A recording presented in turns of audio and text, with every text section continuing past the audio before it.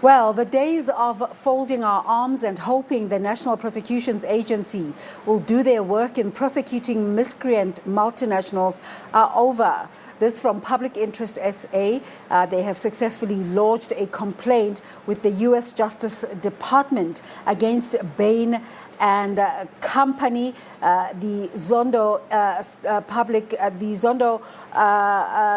state capture report found that Bain colluded with several partners to almost collapse the South African Revenue Services, SARS. And Tebogo Gas is the founder and chairperson of Public Interest SA. He joins us now live. A very good morning to you, Mr. Gas. Thank you so much for making the time. Good morning, and thank you for having me, Desiree. Who's Public Interest SA and who do they represent? Public Interest SA it's a not-for-profit public benefit organization that we founded about 3 years ago. And the primary object of the organization is to intercede on matters that affect enjoyment of the constitutional rights, the rule of law, and even we basically want to make sure that we safeguard the interests of South Africans in the interest of everybody. And whistleblowing is one area which we believe that although that the organizations that are tasked or primarily do whistleblower support insofar as digging out the dead and putting it out there, there is a need to make sure that we provide post support for whistleblowers after the fact. And this is what we believe that the Zondo Commission ought to be addressing, which it hasn't so far. So just in relation to this particular case, you using the United States Foreign Corrupt Practices Act, FCPA, to advance your complaint. Not the easiest of things, conducting an intercontinental legal procedure. You know, you'd be surprised, Desiree. In fact, it's easier to register a complaint, seemingly, with the U.S. Department of Justice than it would be with the local police, because we only approached the Justice Department on Thursday, and on Friday we were already good to go. Everything was submitted, and then they look into it. This is not the case when you have to, with some of the cases, if you look at examples of many other cases locally, whereby there's still a need to investigate or to pursue criminal charges against those who have been fingered for corruption or other wrongdoings. And yes, the fact that the U.S. is, thousands of miles away, thousands of kilometers away from these shores, certainly just makes it intriguing, but not at all difficult. In fact, I was astounded, if not taken aback, that actually the response was that swift, efficient, and hopefully it will be fruitful. Why? I hear what you're saying, but what other factors do you think contributed to this speedy response? Is it the fact that U.S. authorities were already working with South African authorities in trying to root out state capture elements within the United States? Yeah, you know, the subject can be very broad, and I mean, I can start talking about Hitachi and the intervention that made to stop the ANC, to stop the U.S. Justice Department interceding fully in that regard. But with regards to this one, you would recall that Judge Nugent issued his report in 2018. That was about 4 years this year it will be since that report was issued, whereupon he spelled out clearly what it is that was needed to be done with regards to Bain, SARS, and those other implicated in there, in that corrupt relationship. And the needle hasn't been moved. You know, we understand the capacity issues that the NPA might be faced with, but certainly we believe that they could have at least done something to be able to share with the public, say this is what they've done since 2018 when that report was issued. But nothing has happened, which is why we want to believe that it might be that the U.S. Department of Justice take matters such as corruption very seriously, especially where they have been directed towards some of their major or crown jewels in the business community, like Bain is. And that is the kind of seriousness with which they attach to matters that are related to corporate malfeasance, which I think is lacking in our instance. You'd recall the issue of Steinhoff, for example. How long has Steinhoff been fingered and what has happened so far? Nothing has been happened locally with regards to prosecution of those responsible for Steinhoff and exposing the investments and pensions of poor South Africans to such greed, corporate greed, as happened in that instance. So we are excited and enthused, but hopeful at the same time that something will come out of it. And this is not replacing what the NPA ought to be doing in any event, because the NPA ought to, with its own right, be able to investigate and ensure that, if need be, the SIU gets to be involved. Proclamations need to be issued to make sure that Bain is taken, is called to account, and if it is found to have transgressed the rules, to make sure that it faces the music just as any other corporate South Africa or even individuals would face under the rule of law. You mentioned that these recommendations from the Zondo Commission are not the first. They first came out under Judge Nugent's Commission of Inquiry into Tax Administration and Governance at SARS.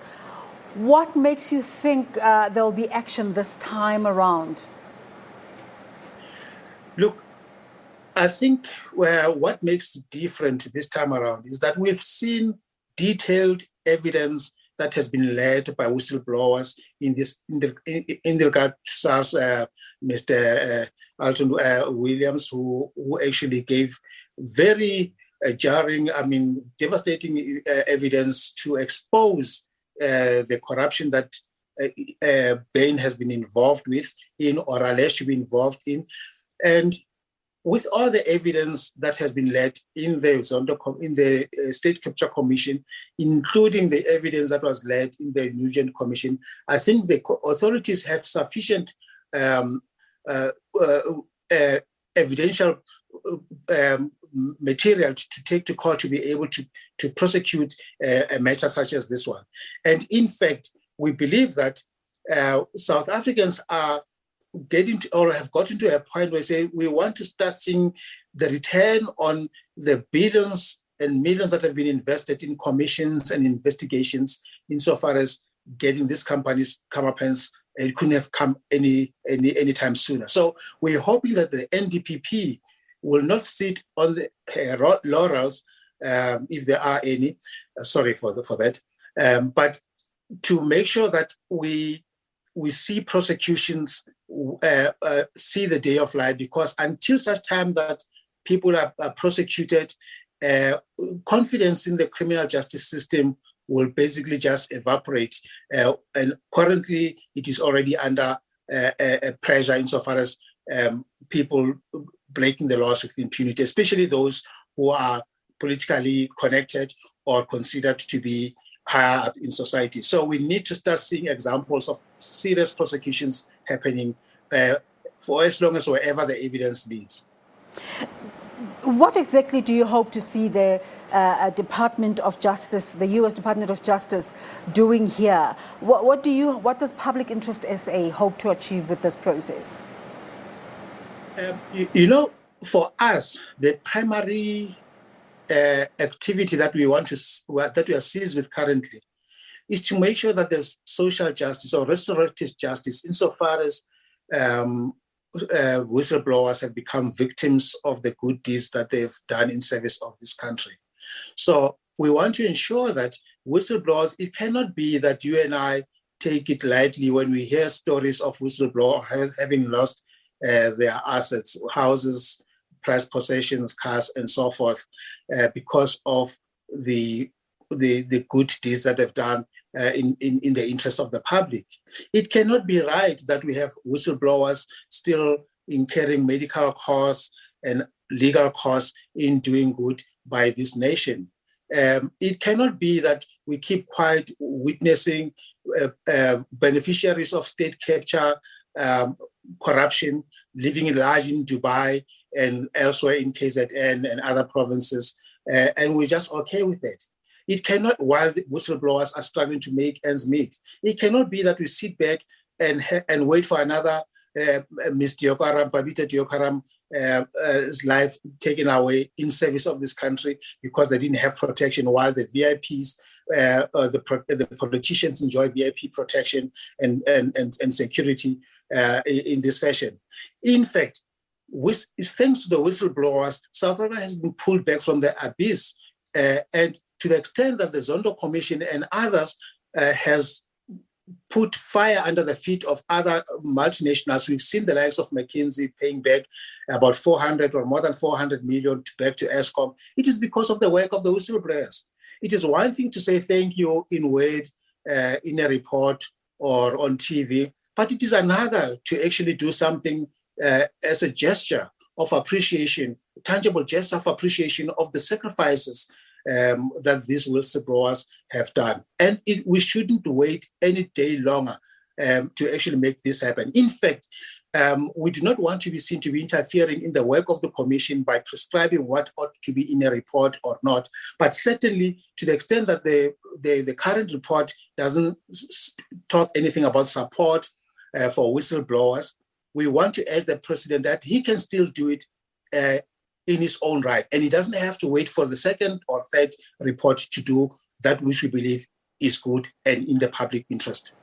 Just to finalize our conversation, just in terms of whistleblowers, Ethel Williams, who's one of the really main whistleblowers in specifically the Bain and SARS situation in the commission, in the country, wrote extensively yesterday. I think he wrote in 2 publications saying that I'm glad I blew the whistle on Bain's role in the capture of SARS. How should the country going forward view the role of whistleblowers in uncovering corruption? You know, whistleblowers or whistleblowing has been cast in a bad light. In fact, people who shine the light on malfeasance or wrongdoing, either in the public sector or even in the private sector, ought to be elevated to a higher level of praise and appreciation than is currently the case.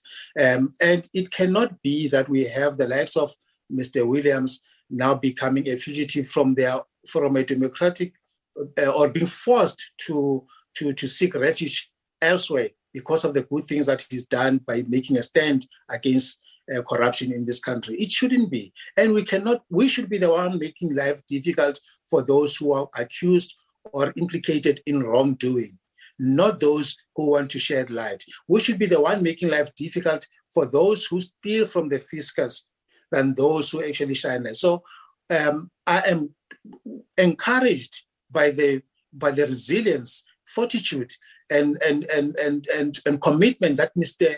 Williams still show, despite the fact that he's already endured so much hardship since he blew the whistle, and is still standing tall. And not only him, many others, as you rightly put, in different spheres. And we await and hope that with the subsequent reports, we'll get to be able to speak about the whistleblowers at Eskom, the whistleblower at GCIS, Mr. Maseko, and many others who are heralded and unheralded. We need to be able to make sure that we provide them support and know that government would look kindly to ameliorating whatever costs were incurred in the furtherance of their noble cause as whistleblowers.